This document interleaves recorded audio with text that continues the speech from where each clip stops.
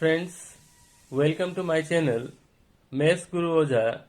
Today, I am going to discuss about conversion of a pure recurring decimal to the form p by q. हम सभी को पता है जे ये सम class 9 में तो है ही, साथ ही साथ ये सम हर एक कॉम्पिटिटिव एग्जामिनेशन में हम लोग देखते हैं। एक सम इस टॉपिक से रहता है जो हम लोग को कैसे रिकरिंग डेसिमल को p बाई क्यू फॉर्म में कन्वर्ट करना है। Before that, we should know that there are two types of decimal. One is called terminating decimal, and another one is called non-terminating recurring decimal, non-terminating non-recurring decimal. So terminating decimal means what? Suppose if I will write 2 by 3 and I will divide 2 by 3, the decimal expansion will not finish. Decimal, I will take 0 here, 3 6 are 18, and we will see that again 2 will come. In this way it will not finish.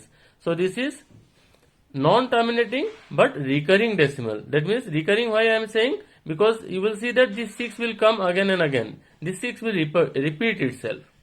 But if suppose I will write 2 by 5 and we will divide 2 by 5 by taking decimal, 4 times it will cancel out. So here the decimal expansion is what? Finite. So this is called terminating decimal, जहां पे divide करने के बाद decimal expansion finite आ जाए, after 1 digit 2 digit 3 digit finish हो जाए, so that is terminating decimal. और अगर फिनिश ना हो, कंटिन्यू होते रहे, तो वो नॉन टर्मिनेटिंग डेसिमल है। सो नॉन टर्मिनेटिंग डेसिमल में दो तरह से हो सकते हैं। एक नॉन टर्मिनेटिंग रिपीटिंग हो सकता है, this is the case of repeating decimal, and non terminating non repeating भी हो सकता है। So here we will discuss about non terminating repeating decimal को किस तरह से हम लोग कन्वर्ट कर सकते हैं p बाई क्यू फॉर्म में। And as I told, this is very important. So let's start to see the rule. The first step is that obtain the repeating decimal and put it equal to x. Suppose if it is given to convert 0.6 bar to p by Q form, so we will assume that 0.6 bar is equal to x. Next, write the number in decimal form by removing the bar. This bar we have to remove. That means in place of this I will write 0.666. That means this bar means this 6 will come again and again. So that is the second step. Then determine the number of digits having bar on their heads. You have to see that how many digits have the bar. Like here only one digit has the bar. Next, if the repeating decimal has one place repetition, multiply by 10. This is very important, that if the bar is there on only one number, you have to multiply this number by 10. If the bar is on two number, you have to multiply by 100, and so on. That means if 3 number 1000, if 4 number 10,000, and so on. Then we have to subtract the number in step 2 from the step 4. This we will, when we will do, we will understand. At last we have to divide both sides by the coefficient of x, and then we can convert in the simplest form if it is not in simplest form. So these are the steps we have to follow to convert a pure recurring decimal to p by q form. So if we will take one example, then we will understand how to solve certain sums based on this topic. So let's see the first sum. In the first sum, as we can see, we have to express each of the following in the decimal form, p by q. So what is the first sum given? 0.1 bar. So let us try to remember the step. At first we have to assume that as x. We have to take this as x. So I have taken x is equal to 0.1 bar. Next step, I have to remove this bar. Second step, I have to remove this bar. इस bar को हटाना है, तो हटाने के लिए हम लोग क्या करेंगे? 0.1 को बार बार लिखेंगे, क्योंकि bar means this number will repeat. So 1 1 1 1 dot dot dot, it will not finish. And let us take it as equation 1. तो हम लोग पहले डिस्कस किए थे, जो अगर एक नंबर पे बार हो तो we have to multiply it by 10. तो I have multiplied this x by 10. इधर अगर 10 से मल्टीप्लाई करेंगे तो दिस डेसिमल एक डिजिट राइट की तरफ मूव हो जाएगा, दैट इज 1.111 हो जाएगा. देन उसके बाद क्या करना है हमको? इक्वेशन 2 से इक्वेशन 1 को माइनस करना है. So here 10x is there, उससे x को माइनस करना है, और यहाँ पे 1 माइनस 0 इज 1, और ये डेसिमल का पार्ट जो है वो तो सेम ही है, तो डेसिमल पार्ट माइनस करने से 0 मिलेगा, that is only 1 is left. ये 1 माइनस 0 इज 1, दिस वन, ये 1 है और ये 0 है, 1 minus 0 is 1, repeat decimal part same है, सो 0 हो गया। Then what we will get, 9x is equal to 1, that is x is equal to 1/9। अब अगर हम लोग को बोले तो 0.1 बार इक्वल टू क्या होगा, 1/9 होगा। इसको हम लोग वेरीफाई भी कर सकते हैं डिवाइड करके। अगर मैं 1 को 9 से डिवाइड करूं तो डेसिमल लिया 0, 9 1 टाइम्स, अगेन 1 1, ये कंटिन्यू होते रहेगा। So our answer is right. But competitive examination में अगर ये सम आए तो हम लोग इतना टाइम करके वेस्ट नहीं कर सकते हैं। So very simple shortcut rule क्या है, आप देखिए कितने नंबर पे बार है, the bar is there only on 1 number, so वो नंबर को लिखिए एंड जितने नंबर पे बार है उतना 9 नीचे प्लेस कीजिए। लाइक से 0.2 bar is there, you write the number 2 then place 9। अगर सपोज 0.54 बार हो, then what we will do, we will write 54 and there are two numbers on which bar is there, so I will write 99। so ये shortest process है जिससे हम लोग examination में आसानी से लिख सकते हैं। so we can solve certain sums। अब इससे कॉम्प्लिकेटेड सम्स भी आ सकता है एग्जाम में, तो उसको कैसे करेंगे, let's see. So here I have taken one sum जिसपे 2 नंबर पे बार है, ऑन 3 5 बार इज देयर।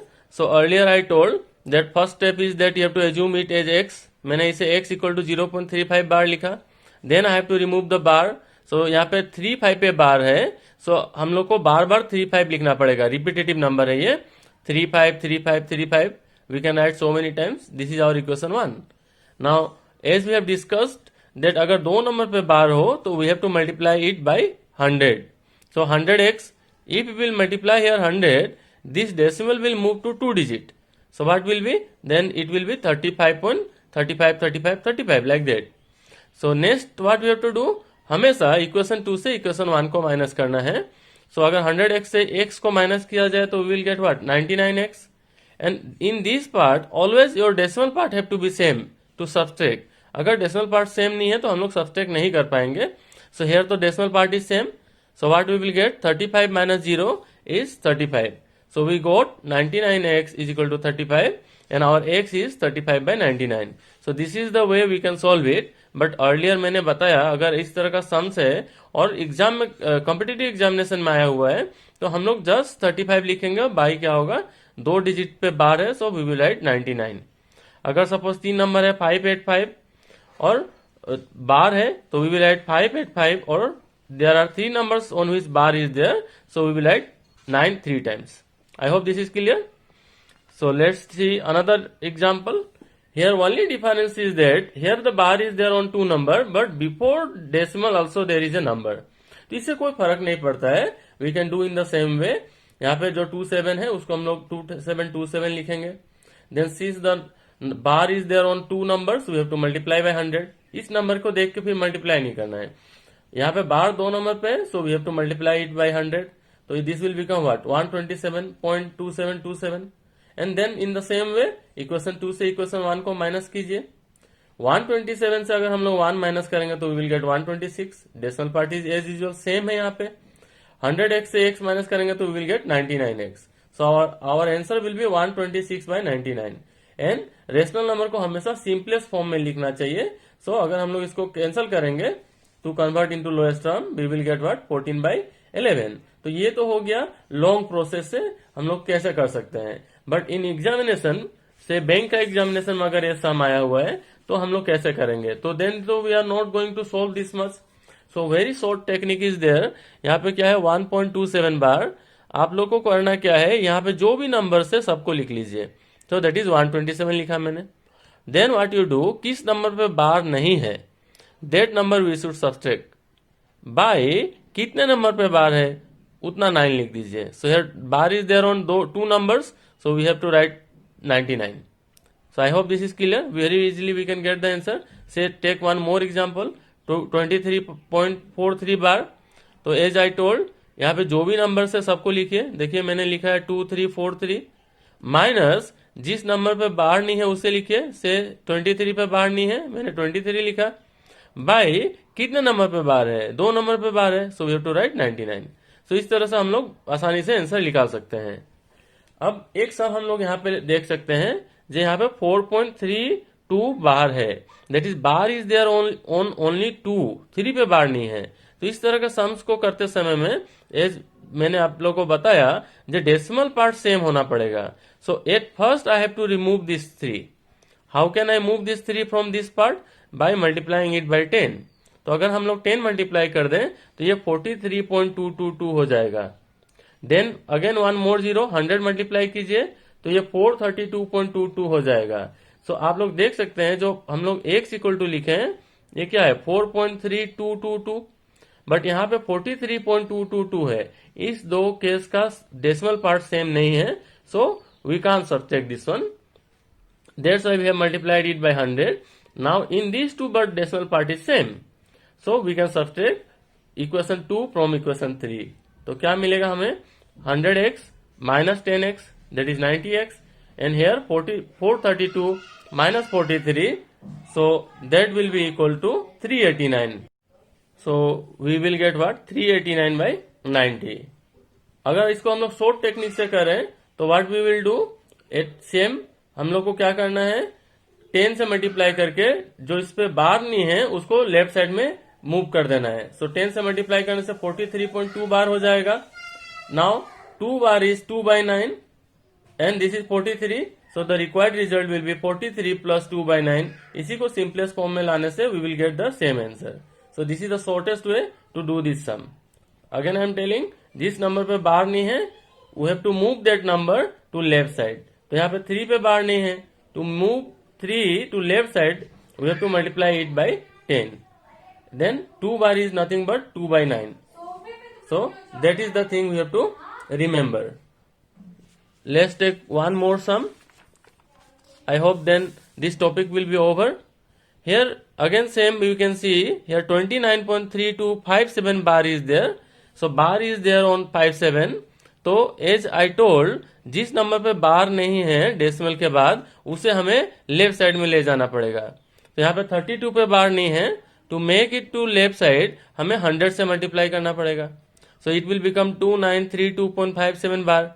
अभी ये 57 पे बार है, इसे कैसे हटाएंगे? तो we have to write 57 by 2 number पे बार है, so we have to write 99। तो इस तरह से हम लोग इस तरह के सम को सेकंड में ही कर सकते हैं बड़ी आसानी से। और ये सम एग्जाम में आप जो भी कॉम्पिटिटिव एग्जामिनेशन दीजिए, रेलवे का या जो भी एग्जाम दीजिए, हर एक में इसका एक सम आपको जरूर मिलेगा। So I hope those type of sums all will able to solve. Thank you for listening and watching my YouTube channel. If you have not subscribed my channel, kindly subscribe and share to others. Thank you.